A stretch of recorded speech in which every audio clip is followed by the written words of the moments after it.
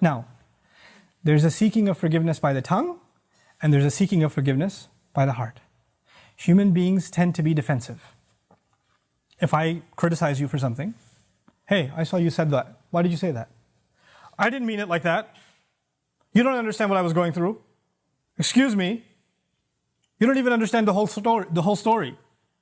Hey, I noticed that you did this. You get defensive immediately.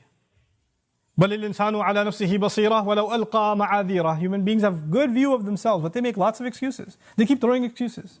If you're going to seek Allah's forgiveness, you have to find a time, and it doesn't matter if you don't know Arabic, and you only know Punjabi, and you only know Bangla, or Bahasa, or English, or Urdu, it doesn't matter.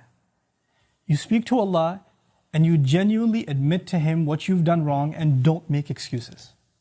It's really hard to do that. Because even when you stand in the mirror, you lie to yourself. You tell yourself, I'm not that bad. I have reasons for what I did. I have justification. I've been through a lot. But when you're going to come in front of Allah, you have to forget about justifying. Because all of your justifications, He knows them already. He knows what you were going through. He knew it was a tough time. He knew that this was overwhelming you, that was overwhelming you. I was under a lot of stress, Ya Rab, that's why I drank. Don't give Him the reasons. He knows your reasons better than you do. You need to come to Him openly, without any filters, without any hesitation, with no guard, with no shame. Like you're embarrassed to even admit this to anyone, but until you completely, openly admit to Allah how messed up you've been and how you've messed up, completely openly. And as you do it, let me tell you, as you start verbalizing those things, I would be hard pressed to think tears are not going to roll down your eyes. It's impossible for a human being to open up so vulnerable before Allah, before anyone, and especially Allah, to open up so much and then not believe, not have tears roll down their eyes, because it's a moment of weakness.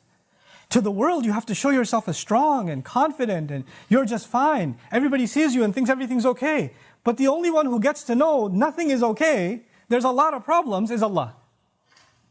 And you have to open up to Him completely, and then you're going to be in a position to ask for forgiveness. Then you get to beg in sajda. Then it turns into something else. Then it's not just astaghfirullah, astaghfirullah, astaghfirullah. It's a real conversation with Allah. It's a real confession with Allah Azza wa Jal. That's a powerful, powerful thing. Try it for yourself. You have to find time alone to yourself. You have to make sure nobody else is listening. You can't even do it in the middle of the night. You get up from the bed, the wife is still in bed, you sit on the side of the bed, Ya Allah, forgive me, and she's listening. You can't do that. Be in the car by yourself. Doesn't matter. Be somewhere alone. This is just your time with Allah. Your alone time with Allah. And verbalize it. Hear yourself say it. There's one thing to just whisper it. And if you're just going to memorize a bunch of du'as in Arabic and you don't even know what they mean, and just recite them, if you're going to keep doing that, and those du'as are beautiful, they're powerful, but if your heart isn't speaking them, your tongue is speaking them, then you're not seeking istighfar yet.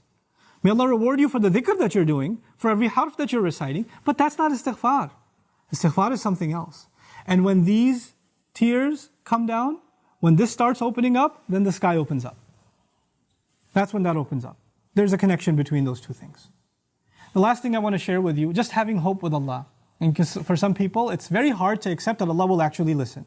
They've been going through a problem for a long time, and they start assuming Allah is not listening, Allah doesn't care. What's the point of making dua anyway? The first thing is, the greatest gift you will ever get from Allah. You know what it is? It's forgiveness. That's the greatest gift you'll ever get, whether you realize its price or not. Everything else that Allah says He will give you is an added benefit. Everything else. Now, let me give you an example. I have kids. Let's say one of my kids made me very upset. He did something wrong. I got very angry. You should not have done that. You should not have spoken like that. I can't believe you did that. And I scold him. Now that I scold him, he goes home, he goes back, and he was drawing something for me. He was making me a card, Abba, I love you. And here's a house I drew or something. He drew something beautiful for me. And when he drew it for me, who's he supposed to give it to? He's supposed to give it to me. But he crumpled it up and threw it in the garbage. And before he threw it in the garbage, his other brother asked him, hey, why didn't you give it to Abba? Why did you throw it away? Abba's so angry at me, he doesn't care about that. He doesn't really care. He doesn't love me anymore. If I knew that he felt that way, what would I do? Yeah, that's right, you better throw it away. No, I'd be in tears. How did you think I don't love you anymore? Yeah, you messed up. Yeah, you did something bad. But you're my baby. You can mess up 1,000,000 times, I'll still love you. Even if I'm angry, I still love you. Give me that paper. Why wouldn't I? I'll frame that paper. Forget putting it on the fridge. I'll put it behind the glass. I'll take it out of the garbage. I'll cherish it forever. Why? Because I love my child despite their mistakes. Even when they make me upset. That's just me and my child. I'm not talking about me and my child. I'm talking about me and Allah. I mess up with Allah. I make mistakes. Allah doesn't even scold me. He didn't strike lightning from the sky. He didn't push me into hell. He didn't make my heart stop beating.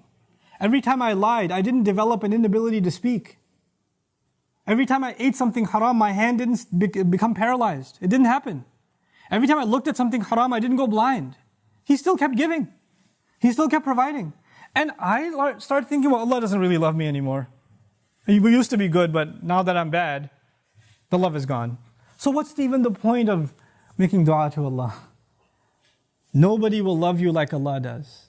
Every ounce of love I have for my child, every ounce of love you have for your child or you have for your parents, that love is only a fraction of something Allah put in you. You're not capable of loving anyone. The love we have is actually revealed from Allah. It's a gift from Allah. And if that's a little fraction of the love between two of Allah's creations, we can't imagine the love Allah has for us. Don't let anybody tell you otherwise. The only one who believes Allah hates him and that's it, their story's over, is shaitan. He believes it.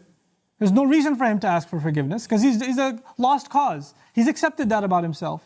If you accept that about yourself, whose footsteps are you following? Think about that.